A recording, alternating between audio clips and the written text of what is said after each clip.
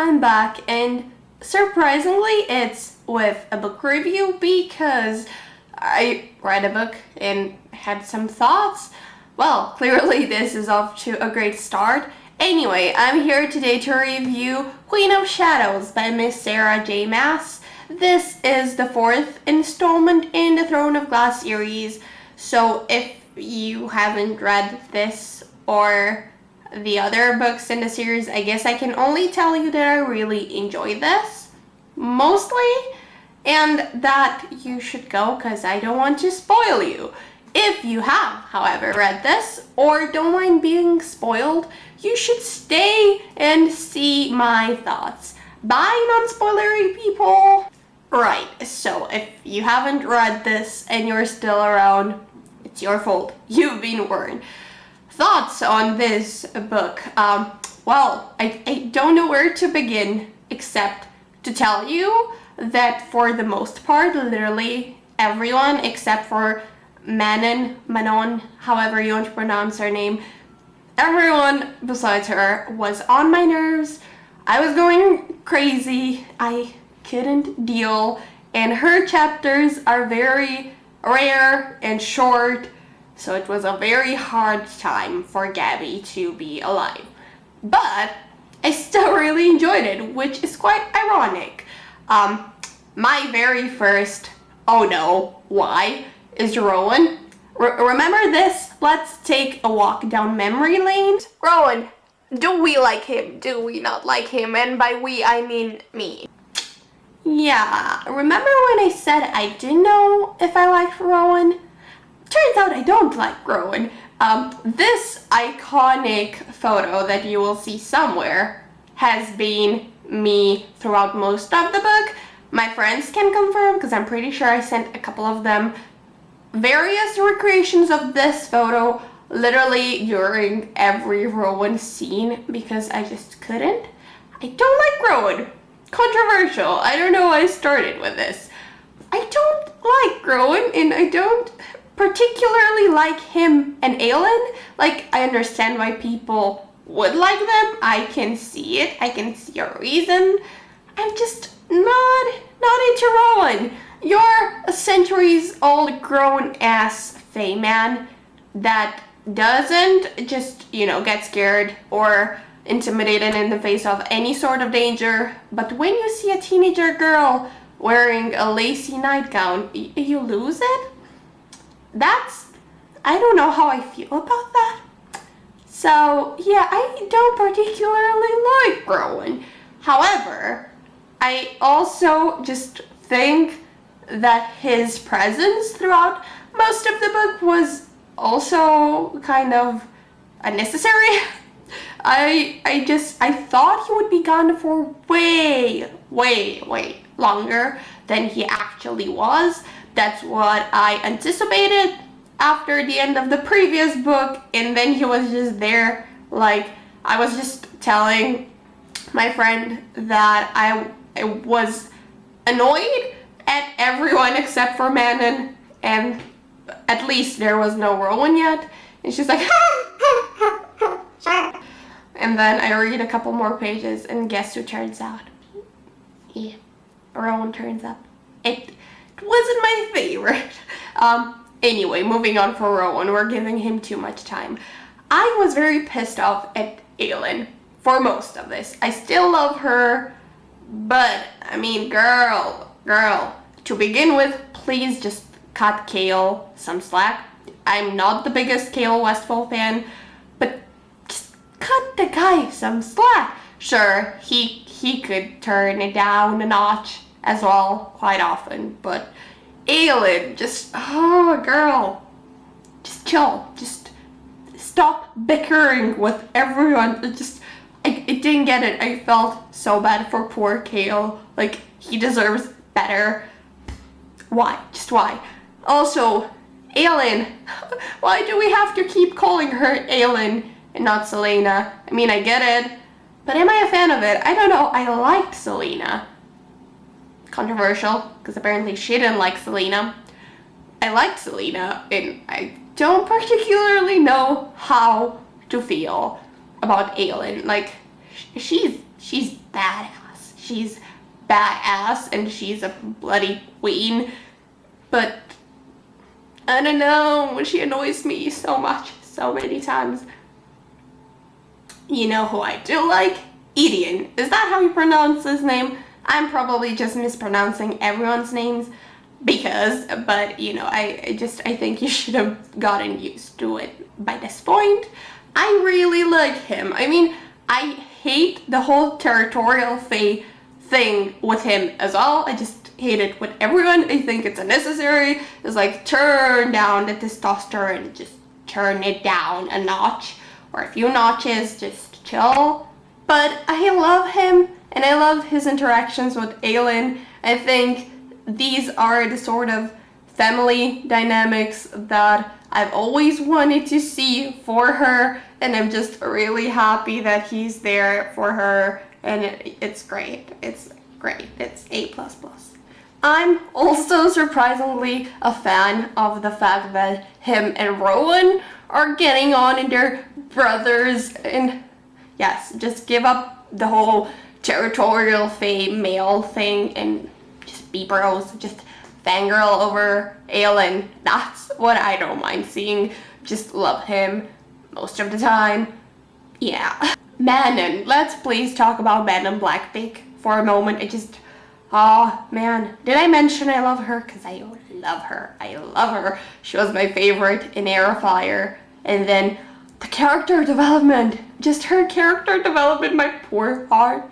And her and Dorian, I kind of ship it, but I also kind of want like Manon to date a kick-ass female, and Manon fighting Aelin, and just Manon learning the concept of hope and regret and feelings, just Manon Blackbeak. I can't, I will never be able to. I just love her so much as a character, and I want to date her, I want to be her, I want to know her. I just really love Manon Blackbeak. If I'm mispronouncing her name, I hate myself, and I'm very sorry that I keep pronouncing it wrong and probably annoying you, but I love her so much. I just think she is so badass to begin with, and just, again, the character development. My poor heart could not take it. She's going against this archaic values that have been just taught to her ever since she was born, and she's going against everything she's ever known for what she thinks is right. And just her 13 Asterin's backstory got me to tears. I was literally crying at 2 parts of the book, and that was one of them. I was sobbing. I couldn't take it. I just love her, and I love her and Manon, and I need a moment, man, because they're just so perfect. And my friend Julia said she was very pissed off because there are a lot of Manon chapters in Empire of Storms, and I'm like, yes, I really can't wait for that. Just simply because I love Manon so much, and I really want to see her grow some more. And my precious child, can you tell how much I love her? Can you tell I'm rooting for her? I just cannot deal with how badass she is, and I can't wait to see where her story goes. I love her. Dorian. Let's talk about Dorian. Do you remember in how much pain I was after the ending of Air of Fire because of Dorian? Do you know how much I love Dorian? Dorian. I love Dorian so much. And his chapters were obviously super short, and I didn't know such short chapters, like a page long, could ever cause me so much pain. But man, boy, I found out they can. They very easily can. They're very easily capable to just want to make me die because they're so sad. And yeah, I couldn't, but then at the end, the second scene that made me cry was when Kale and Dorian got reunited. They were crying, I was crying, everyone was crying. No one can tell me that Dorian and Kale aren't completely in love with each other. They love each other so much, and I will go down into my grave saying that they should just date each other because they're in love. And yeah, I stand by this statement. Please, if I ever say anything that isn't that, just check in with me, see what's wrong, because Dorian and Gale are in love. I'm sorry if you believe otherwise, but yeah, that's, I'm sure. Oh, we got some new characters.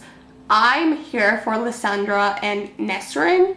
I wish there were more chapters.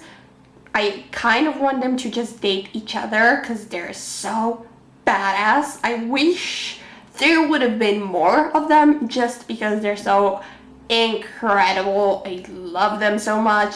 Nesrin and Lysandra stand up for so much they believe in, and they go against, again, so much prejudice and so much wrong that's been done to them throughout their lives, and they stand up and they're kick-ass and they help their friends and they work on what they think is right. And I could not. They're very different, but they're equally badass if you ask me. Again, just why didn't we get to see more of them instead? Rowan, and I also really want to one day get some scenes with them and Manon. Can you tell I don't know how to pronounce things? Yeah, I really want to see them together because they're so great. Lysandra, when Aelin gave her the ring and the land, I couldn't. I'm not quite sure yet how I feel about Kale and Nesrin. Like, I love that as a bromance and all, but like, I don't know if I can see it like romantically happening. I don't know if I'm all for that. I think like the last scene we got to see of Nesrin was a bit out of character, but anyway, I'm just sort of rolling with it. I'm here to see what happens next, but yeah, I don't know, man. Let me know what you think. Also, this was so action-packed. So much was happening. I felt really bad putting the book down at any given time because so much was happening. I don't know what happened, because usually Sarah's books are more focused on the characters, which of course this one still was, but so much happened. I was impressed. I was here for that. I'm a character-based reader, if that makes any sense. I appreciate character development in all of that more than anything, but occasionally I do like some action-packed books, and the plot of this was just right up my alley. So much was happening. I was so here for that. I am a fan right now. So much was happening.